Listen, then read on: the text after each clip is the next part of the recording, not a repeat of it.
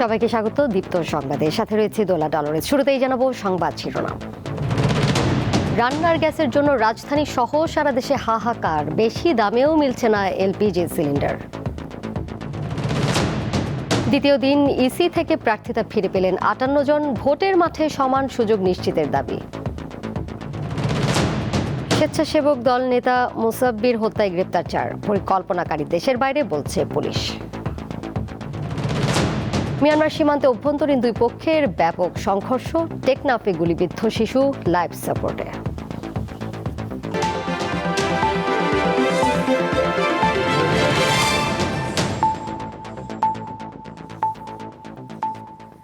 রাজধানী সহ সারা দেশের রান্নার গ্যাসের জন্য হাহাকার করছেন সাধারণ মানুষ। ডিলারদের দাবি, চাহিদা অনুযায়ী কোম্পানিগুলো থেকে সরবরাহ মিলছে না। আর আমদানিকারকরা দুষছেন ডলার সংকট ও এলসি খোলার জটিলতাকে। এই সুযোগে খুচরা বাজারে সরকার নির্ধারিত দামের চেয়ে অনেক বেশি টাকা হাতিয়ে নেওয়ার অভিযোগ বিক্রেতাদের বিরুদ্ধে। রাজধানী থেকে গ্রাম সবখানে একই দৃশ্য, রান্নার জন্য হাহাকার। ডিলারের কাছে গিয়েও মিলছে না সিলিন্ডার। গ্যাস নিতে আসছি, কালকে থেকেই গ্যাস নেই আমাদের এই ডিপোতে। রাস্তাতে চেক দেন, দেখবেন গ্যাসের গাড়ি অনেক গাড়ি পড়ে রয়েছে, অনেক জায়গায় পাম্পে সাইড করে রাখছে, গ্যাস ভিতরে ঢুকাইতেছে না। গৃহিণীদের কপালে চিন্তার ভাঁজ। এলপিজি সিলিন্ডার এখন যেন সোনার হরিণ, কোথাও পাওয়া গেলেও গুনতে হচ্ছে সরকার নির্ধারিত দামের চেয়ে অনেক বেশি টাকা। আমাদের তো লাইনে গ্যাস নাই বললেই চলে, আর ব্যবহার করি সিলিন্ডার, তাও সিলিন্ডারের দাম বাড়তি। রাজধানীর হোটেল রেস্তোরাঁগুলোতেও চলছে সিলিন্ডার গ্যাসের হাহাকার।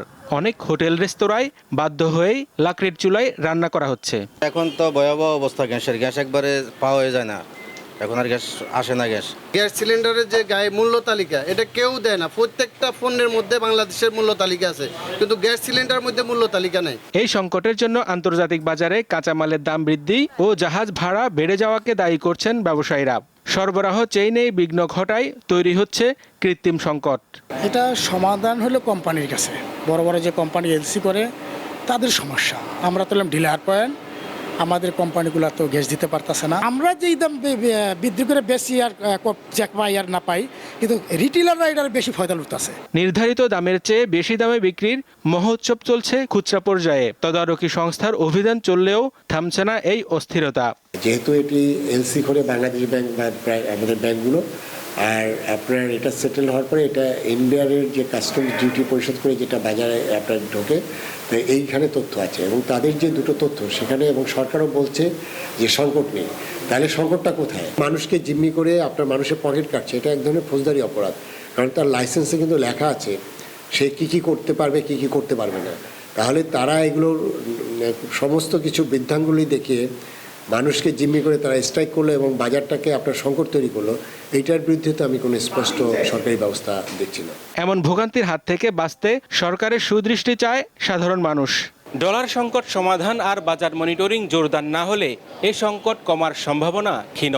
সাধারণ মানুষের দাবি, অন্তত রান্নার তেলের মতো গ্যাসের বাজার দ্রুত নিয়ন্ত্রণে আনা হয়।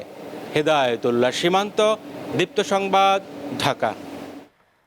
দিন যত যাচ্ছে জেলা পর্যায়ে সিলিন্ডার গ্যাসের সংকট ততই তীব্র হচ্ছে। সরকার নির্ধারিত দামের দ্বিগুণ দিয়েও কোথাও কোথাও গ্যাস পাওয়া যাচ্ছে না। এই অবস্থায় অনেকে বৈদ্যুতিক চুলায় বা কাঠ ও খড়কুটা পুড়িয়ে রান্না করছেন। 2 সপ্তাহ ধরে নওগাঁয় সিলিন্ডার গ্যাসের তীব্র সংকট রয়েছে। সরকার নির্ধারিত দামের চেয়ে 4 থেকে 500 টাকা বেশি দিয়ে গ্যাস নিতে হচ্ছে। অনেক জায়গায় অতিরিক্ত দামেও তা মিলছে না। গ্যাস চালিত যানবাহন চালকরাও রয়েছে বেকায়দায়। নাটোরে একটা গ্যাস পাম্প আছে, কিন্তু ওটাতে গ্যাস নাই।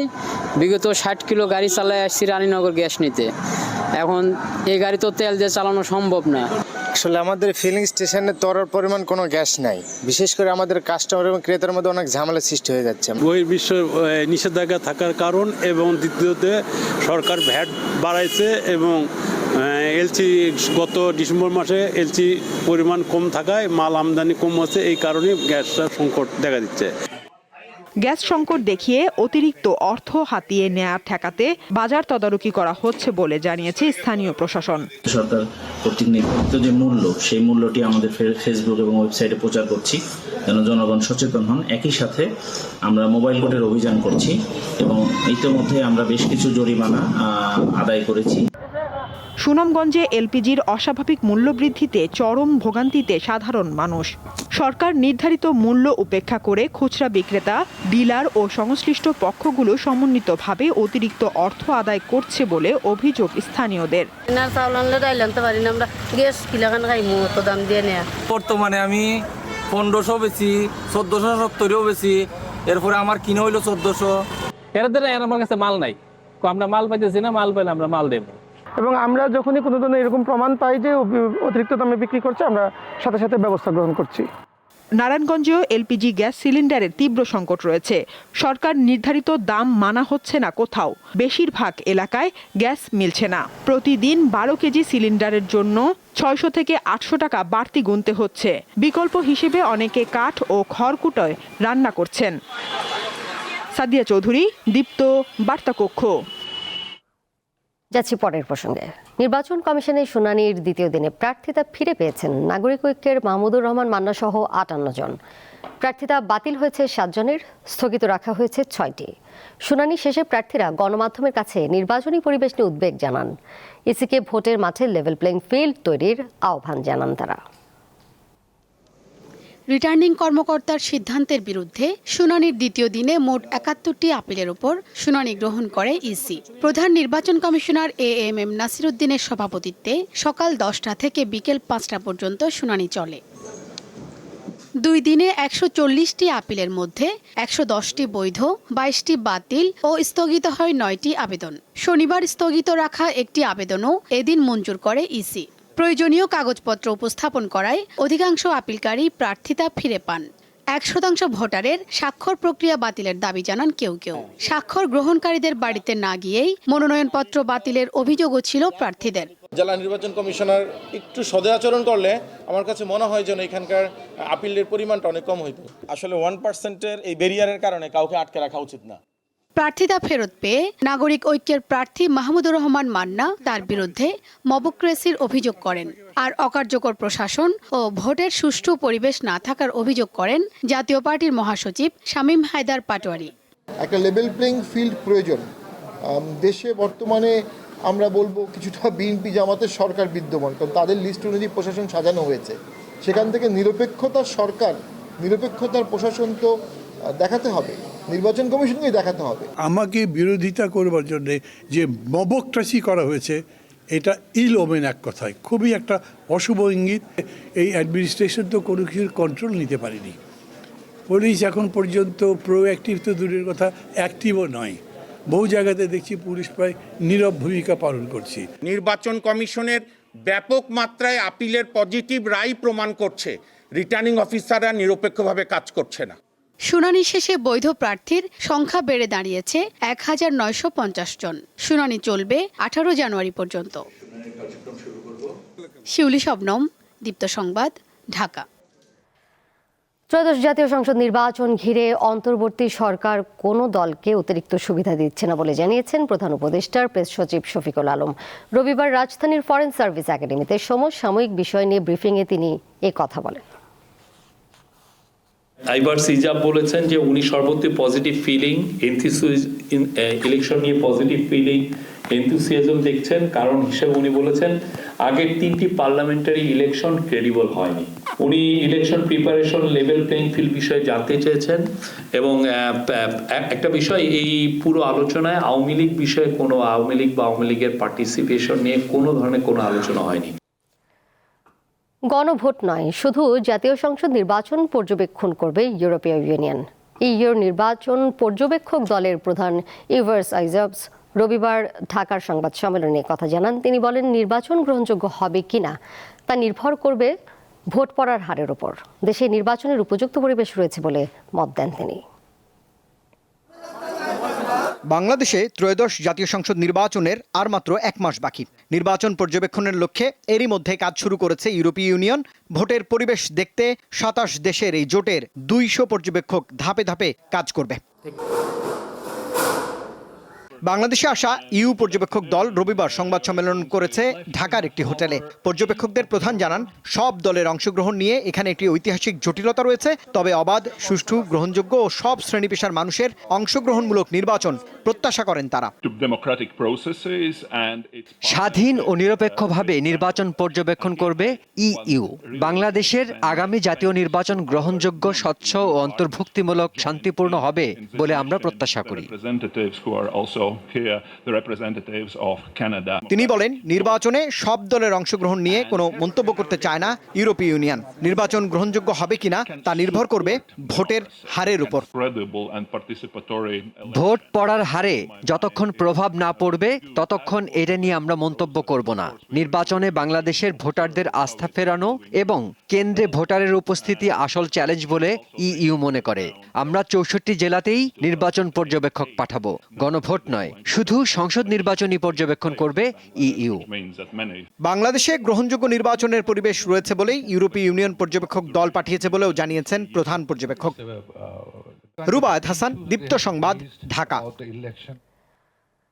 রাজধানীর তেজগাঁওয়ে স্বেচ্ছাসেবক দলের নেতা মুসাব্বিরকে গুলি করে হত্যার ঘটনায় 4 জনকে গ্রেপ্তার করেছে গোয়েন্দা পুলিশ। রবিবার সংবাদ সম্মেলনে পুলিশ জানায়, ধারণা করা হচ্ছে ব্যবসা কেন্দ্রিক দ্বন্দ্বের জেরে এই হত্যার ঘটনা ঘটেছে। হত্যার পরিকল্পনাকারী দেশের বাইরে অবস্থান করছে। রাজধানীর তেজগাঁও থানার পশ্চিম তেজতুরি বাজার এলাকায় গত বুধবার রাতে মোসাব্বির নামের এক ব্যক্তিকে গুলি করে হত্যা করে দুর্বৃত্তরা। তিনি ঢাকা মহানগর উত্তর স্বেচ্ছাসেবক দলের সাবেক সাধারণ সম্পাদক। এই ঘটনায় নিহতের স্ত্রী বাদী হয়ে 4-5 জন অজ্ঞাতনামা আসামির বিরুদ্ধে তেজগাঁও থানায় হত্যা মামলা দায়ের করেন। আলোচিত এই হত্যাকাণ্ডের ঘটনায় সিসিটিভি ফুটেজ বিশ্লেষণ ছাড়াও বিভিন্ন আলামত যাচাই বাছাই শেষে ডিবি পুলিশ কয়েকজনকে শনাক্ত করতে সক্ষম হয়। এরপর গোয়েন্দা পুলিশের একাধিক টিম গত শনিবার ঢাকা, গাজীপুর, ময়মনসিংহ, নেত্রকোনা, ভৈরব ও কিশোরগঞ্জ এলাকায় অভিযান চালিয়ে 4 জনকে গ্রেপ্তার করে। রবিবার বিকেলে ডিএমপি মিডিয়া সেন্টারে এসব জানান ডিবির অতিরিক্ত কমিশনার। তিনি বলেন, ব্যবসা কেন্দ্রিক দ্বন্দ্বের জেরে এই হত্যার ঘটনা ঘটতে পারে। এই হত্যার পরিকল্পনাকারী, অর্থের যোগানদাতা সহ বিভিন্ন পর্যায়ে জড়িত ব্যক্তিদের তথ্য পাওয়ার কথা জানিয়েছে পুলিশের গোয়েন্দা বিভাগ। কারণ বাজার কেন্দ্রিক ব্যবসা প্রতিষ্ঠান বা ব্যবসায়ীর সঙ্গে বা এখানে রাজনৈতিক কর্মীদের সঙ্গে ওনাদের ওঠা বসা আছে। প্রাথমিকভাবে আমরা এটা জানতে পারছি। আমরা প্রাথমিকভাবে নিশ্চিত হয়েছি কারা করেছে এবং যে আসামিগুলোকে ধরেছি তারা প্রাথমিকভাবে স্বীকার করেছে। এখন তো তদন্তে আমরা আরও ডিপে যাব এর সঙ্গে নেপথ্যে কারা, যদি কেউ জড়িত থাকে, অন্য কোনো দ্বন্দ্ব আছে কিনা সেগুলো আমরা খতিয়ে দেখব। তিনি জানান, মোসাব্বির হত্যার পরিকল্পনা হয় 4.5 মাস আগে। পরিকল্পনা অনুযায়ী বিদেশ থেকে পাঠানো হয় 15 লাখ টাকা। 2 জন শুটারের একজন জিনাত, পিতা আব্দুর রশিদ, তাকে গ্রেপ্তার করা হয়। ঘটনার মূল সমন্বয়কারী মোহাম্মদ বিল্লাল হোসেন, পিতা শহীদুল্লাহ, তাকে গ্রেপ্তার করা হয়। পাশাপাশি শহীদুল্লাহর ভাই আব্দুল কাদির, যে ঘটনার পরবর্তীতে আসামিদেরকে পলায়নে সহায়তা করা, আসামিদের মোবাইল পরিবর্তন করা সহ অন্যান্য কাজে সহযোগিতা করে, তাকে গ্রেপ্তার করা হয়। এর একিতে সহায়তা করার জন্য মোহাম্মদ রিয়াজ নামে একজনকে আমরা গ্রেপ্তার করি। এই ঘটনার প্রকৃত রহস্য উদ্ঘাটনের জন্য কাজ করছে ডিবি। এছাড়া ঘটনায় ব্যবহৃত আগ্নেয়াস্ত্রের উৎস অনুসন্ধান এবং সেগুলো উদ্ধারে অভিযান অব্যাহত রয়েছে বলে জানান তিনি। তদন্তের স্বার্থে এই পোর্শনটা আমরা একটু করতে যাচ্ছি। মেহেদী হাসান, দীপ্ত সংবাদ, ঢাকা। মিয়ানমার সীমান্তে সংঘর্ষের জেরে টেকনাফে 10 বছর বয়সী এক বাংলাদেশি শিশু গুলিবিদ্ধ হয়েছে। আশঙ্কাজনক অবস্থায় চট্টগ্রাম মেডিকেলে ভর্তির পর তাকে লাইফ সাপোর্টে নেওয়া হয়। রবিবার সকালে শিশুটির মৃত্যুর খবর ছড়িয়ে পড়লে টেকনাফে উত্তেজনা দেখা দেয়। পরে সীমান্তে নিরাপত্তা জোরদার করে বিজিবি। টেকনাফের হোয়াংকং সীমান্তের ওপারে মিয়ানমারের রাখাইন রাজ্যে আরাকান আর্মির সঙ্গে রোহিঙ্গা সশস্ত্র গোষ্ঠী Arakan salvation army ARSA Arakan Rohingya solidarity organisation RSO এবং নবী হোসেন বাহিনীর মধ্যে থেমে থেমে গুলিবর্ষণ চলছে। রবিবার সকালে মিয়ানমার থেকে ছোড়া গুলি টেকনাফের হোয়াইংকং এলাকায় এসে পড়ে। এতে 10 বছরের শিশু আফনান গুলিবিদ্ধ হন। তার মৃত্যুর খবর ছড়িয়ে পড়লে ক্ষুব্ধ এলাকাবাসী সড়ক অবরোধ করে। পরে জানা যায় শিশুটি চট্টগ্রাম মেডিকেল কলেজ হাসপাতালে চিকিৎসাধীন। গুলি হয়েছে আর সাড়ে বারো মাঝে হতে পরে বিয়ালে রাখবার মাইজা বেইনালতি মারাত আছে। আমাদেরকে গুলি মারতেছে, ওনাদেরকে মারতেছে না, আমাদেরকে মারতেছে ওনারা। ঘটনার সময় পালিয়ে বাংলাদেশে প্রবেশকালে 50 রোহিঙ্গা সন্ত্রাসী, 2 জন সাধারণ রোহিঙ্গা ও 1 জন বাংলাদেশিকে জনগণের সহায়তায় আটক করে যৌথ বাহিনী। তাদের হোয়াইংকং পুলিশ ফাঁড়ি থেকে টেকনাফ থানায় স্থানান্তর করা হয়েছে।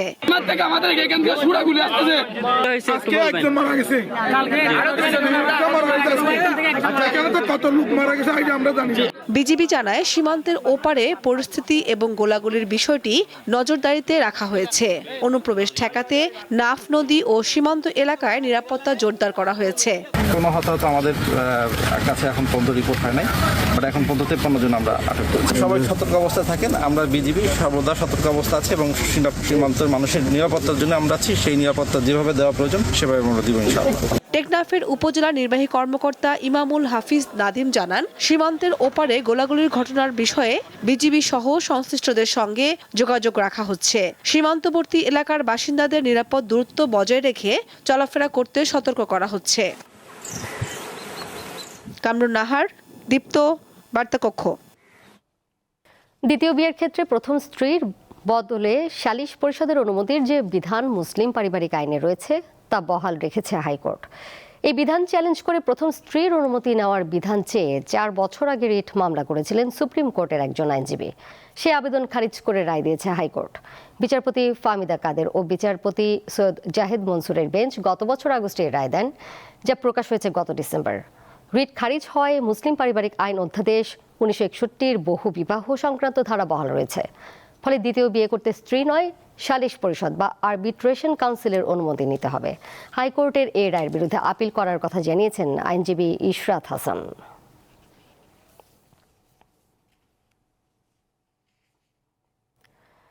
জুলাই গণঅভ্যুত্থানে ইন্টারনেট বন্ধ করে হত্যা সহ মানবতা বিরোধী অপরাধের মামলায় অভিযোগ গঠনে রাষ্ট্রপক্ষের শুনানি শেষ হয়েছে।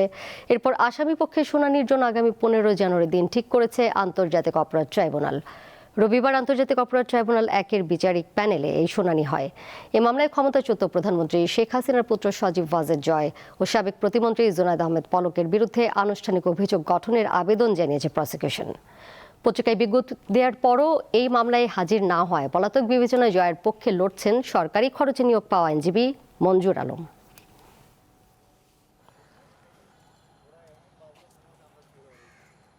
তৎকালীন সরকারের এই 2 জন দায়িত্বশীল ব্যক্তি যারা এই মামলার আসামি, তারা পরিকল্পিতভাবে এই গণঅভ্যুত্থানে নিরীহ নিরস্ত্র ছাত্র জনতার উপরে নির্যাতন এবং নিপীড়ন চালানোর উদ্দেশ্যে ইন্টারনেট পরিষেবা বন্ধ করেছিলেন।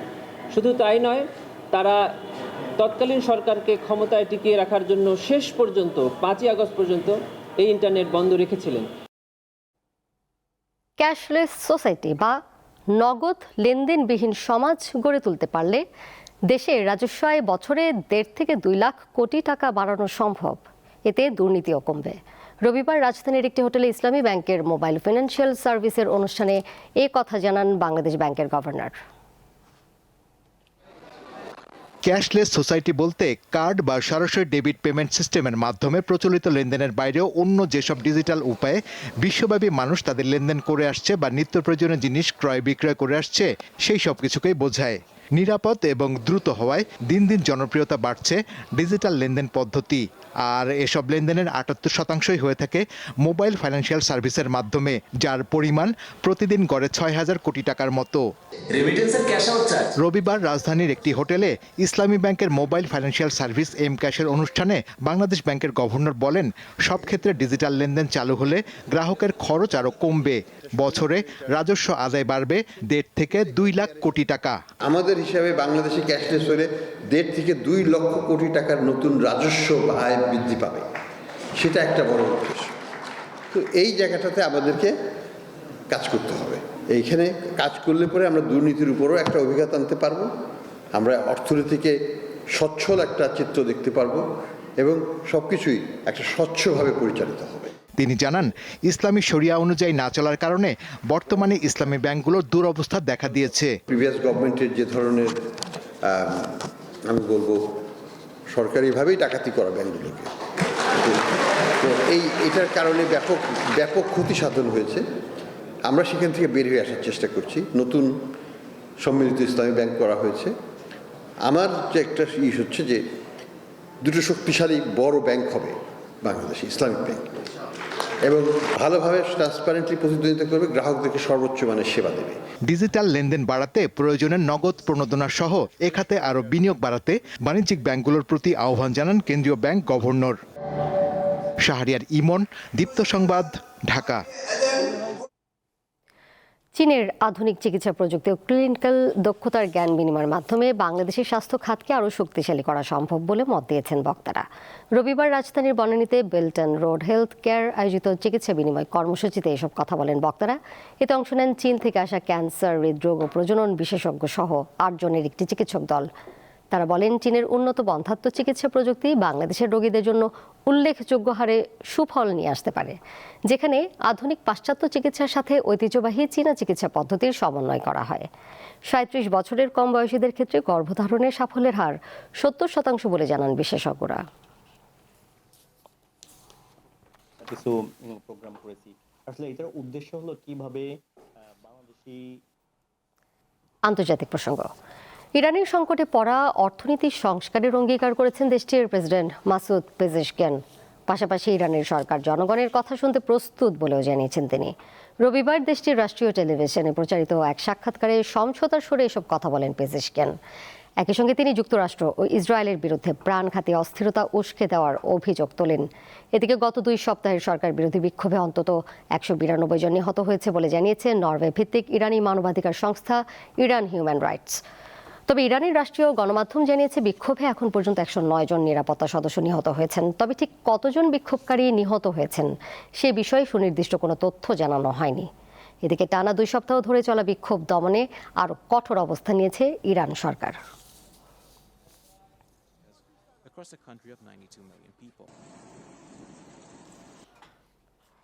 গৃহযুদ্ধে জর্জরিত দেশ মিয়ানমারে সেনাবাহিনীর তত্ত্বাবধানে রবিবার দ্বিতীয় পর্যায়ের ভোট গ্রহণ শেষ হয়েছে। রবিবার স্থানীয় সময় সকাল 6টা থেকে ভোট গ্রহণ শুরু হয়, চলে সন্ধ্যা 6টা পর্যন্ত। আন্তর্জাতিক পর্যবেক্ষকরা এই নির্বাচনকে জান্তার শাসন আনুষ্ঠানিক করার হাতিয়ার হিসেবে উল্লেখ করে সমালোচনা করেছেন। তবে এবারে নির্বাচন জনসমর্থন পেয়েছে বলে দাবি করেছে সেনাবাহিনী। তাদের তথ্য মতে কোনো জোর জবরদস্তি ছাড়াই 2 ধাপে ভোট গ্রহণ পরিচালিত হয়েছে। বিশ্লেষকদের মতে গত 28 ডিসেম্বর প্রথম ধাপে 52% ভোট পড়ার পর থেকেই নির্বাচনকে ইতিবাচকভাবে মোড় দেওয়ার চেষ্টা করছে জান্তা সরকার। তবে মিয়ানমারের বিদ্রোহী গোষ্ঠীগুলো ভোটে অংশ নিতে অস্বীকৃতি জানিয়েছে। তৃতীয় ও শেষ ধাপের ভোট অনুষ্ঠিত হবে আগামী 25 জানুয়ারি।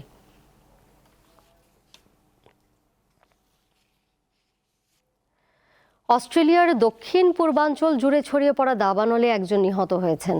আগুনে পুড়ে ধ্বংস হয়েছে 300 বাড়ি ও ভবন। তীব্র তাপ প্রবাহে কয়েকদিন ধরে অস্ট্রেলিয়া জুড়ে বিভিন্ন স্থানে আগুন ছড়িয়ে পড়েছে। বেশিরভাগ আগুনই জ্বলছে ভিক্টোরিয়া রাজ্যে, সেখানে জারি করা হয়েছে জরুরি অবস্থা। এছাড়া নিউ সাউথ ওয়েলস ও ভিক্টোরিয়ায় হাজার হাজার দমকল কর্মী এবং 70টিরও বেশি বিমান আগুন নেভাতে কাজ করছে।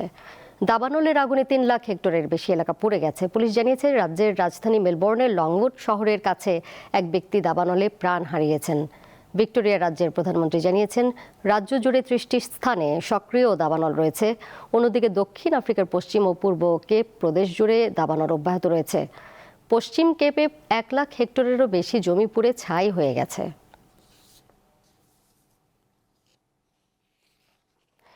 সাকিব, তামিম, মুশফিক কিংবা বিশ্বমানের অ্যাথলিট হওয়ার স্বপ্ন নিয়ে সাভারের বিকেএসপি প্রাঙ্গণে হাজির হয়েছে 10,000-এরও বেশি কিশোর কিশোরী।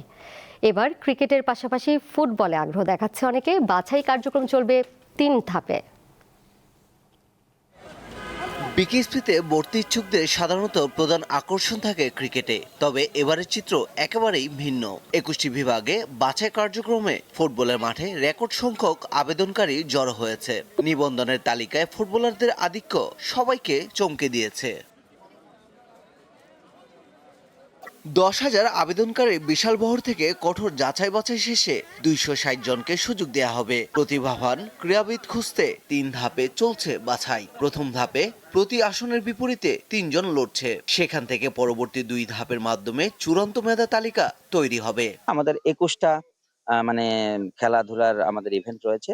এই প্রত্যেকটাতেই আপনার পার্টিসিপেশন আছে। আমি বলবো যে গতবারের চেয়ে তুলনায় বেশি, তবে সববারের মতোই এবারেও ফুটবলে অধিক সংখ্যক। কেউ যদি কোনো জায়গায় মিস করে থাকে, অ্যাপ্লিকেশন করতে পারে না, তাদেরকেও আমরা অ্যালাউ করছি। এখানে যদি কোনো প্রতিভা থাকে, আসলে আমাদের উদ্দেশ্য তো হচ্ছে যে প্রতিভা অন্বেষণ করা, সো এই জন্য আমরা সবাইকে চেষ্টা করে থাকি যে সুযোগ দেওয়ার জন্য। সম্প্রতি বাংলাদেশ ফুটবলের ইতিবাচক পারফরমেন্স ও বাংলাদেশ বংশোদ্ভূত প্রবাসী খেলোয়াড়দের জাতীয় দলের অন্তর্ভুক্তি নতুনদের মধ্যে উদ্দীপনা তৈরি করেছে বলে মনে করেন কোচ।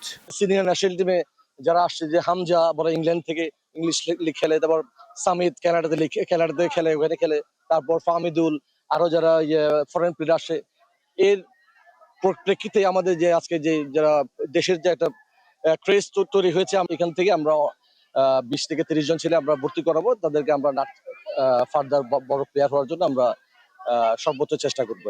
বিকেএসপির আঙিনায় প্রতিটি কিশোর কিশোরীর চোখে বড় হওয়ার স্বপ্ন। কেউ হতে চায় হকির জাদুকর, কেউ বা অ্যাথলেট। সাকিবুল হাসান, মুশফিকুর রহিম, মাহমুদুল্লাহ, তামিম ইকবাল তাদের মতো হতে চাই, তাই এখানে ট্রায়াল দিতে আসি, যাতে আমি আমার বাবা মায়ের স্বপ্ন পূরণ করতে পারি, যাতে আমার নিজের স্বপ্নটাও পূরণ করতে পারি।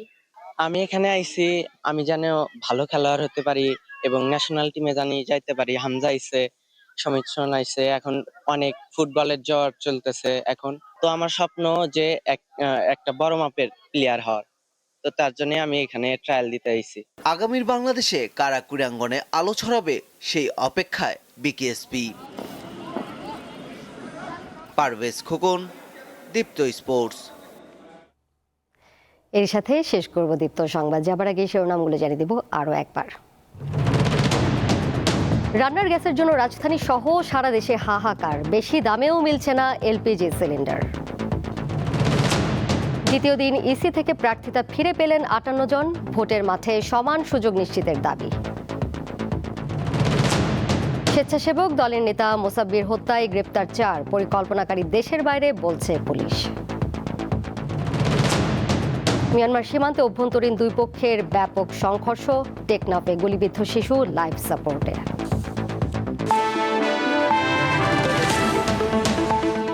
এই ছিল এখনকার মতো। এর সাথে বিদায় নিচ্ছি আমি দোলা ডলরেস।